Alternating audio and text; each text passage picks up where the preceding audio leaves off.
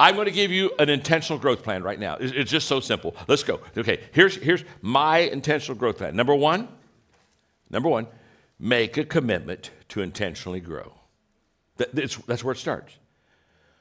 You say, well, John, that seems really simple. Make a commitment to intentionally grow. Guess what? It's really simple. But can I tell you something? When Kurt Kampmeyer looked across that breakfast table and told me that if I was going to grow, I was going to have to grow on purpose. And I looked at him and I said, I'm going to start growing on purpose. Something happened within me. Something happened within me that just changed my life. It was just a simple commitment. Nothing that I thought at that time was going to change my life, but it was just a simple commitment. I'm going to grow. I'm going to grow intentionally. And it starts there. I want every one of you. I want every one of you, for yourself, for the people that you lead, make that commitment to intentionally grow. Number two, make that commitment public. A commitment that is not public is worthless. Because let me tell you something. We all have a tendency to stray. We all have a tendency to give up. We all have a tendency to get off course. Come on. But the moment that we start making it public, I can remember I couldn't afford that kit that I showed you. And I said, can you give me 30 minutes? And I lived where we were having our breakfast was close to the house. I said, I've got to show this. I got to take this and show it to Margaret.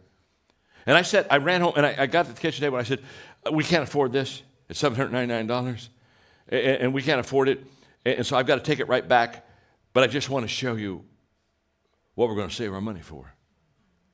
And we got it all out and got those cassettes out, and we looked at the material real quickly, and I put it back in the box, and I went back there. But then I told my friends, I began telling my friends, guess what? I've made a commitment to personally grow. There's something beautiful about a shared commitment. A shared commitment becomes a strong commitment.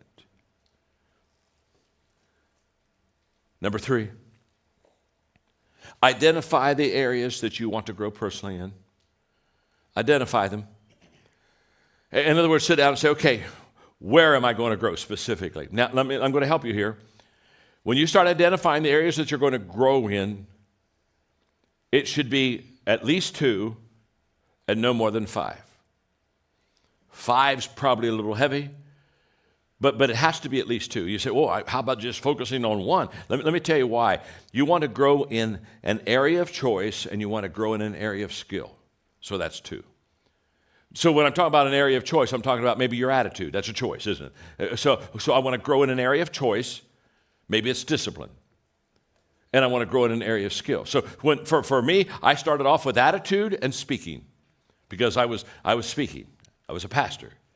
I want to be a better communicator. So I said, okay, speaking, that's a skill. I'm going to work on that. I'm going to work on my attitude. So identify what are the 2 areas at least that you're going to grow in. And then number 4, invest 1 hour a day in those 2 areas. Every day, including Sundays. Every day, 7 days, 7/24, 7. Every day. Okay, and when you spend that hour, I'm going to even tell you how to spend the hour. You spend the hour this way. Here's the way it works. Preparation, practice, reflection. Preparation, practice, reflection. Preparation, practice, reflection. Preparation, practice, reflection. You do it every day. Whether it's your choice or whether it's your skill. You prepare a little bit, practice a little bit, reflect a little bit. Every day. You're going to find this is just huge for your life. Now, while I was doing all of that preparation, practice, reflection, while I was doing all that on my speaking, I was starting to go observe communicators. And when I would listen to somebody speak, I wouldn't listen too much about what the subject was. It really didn't matter. I was asking myself one question the whole time I would listen to them speak, and the question was, are they connecting with their audience? And I would write down, if they were not connecting, why they were not, and if they were connecting, why they were.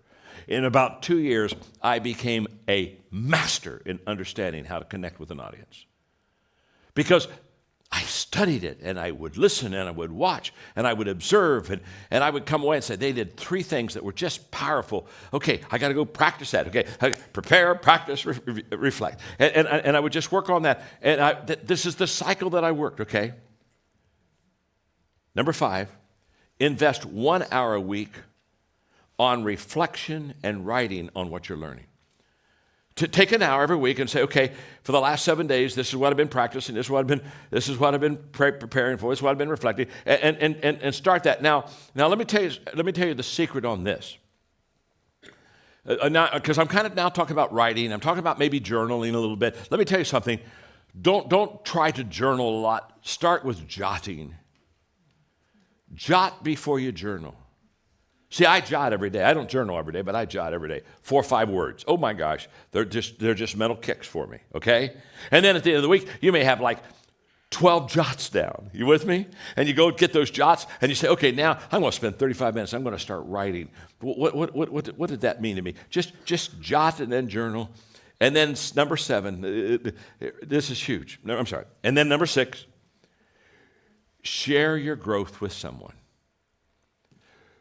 Every week, find somebody that you can share your growth with. And let me tell you how this works.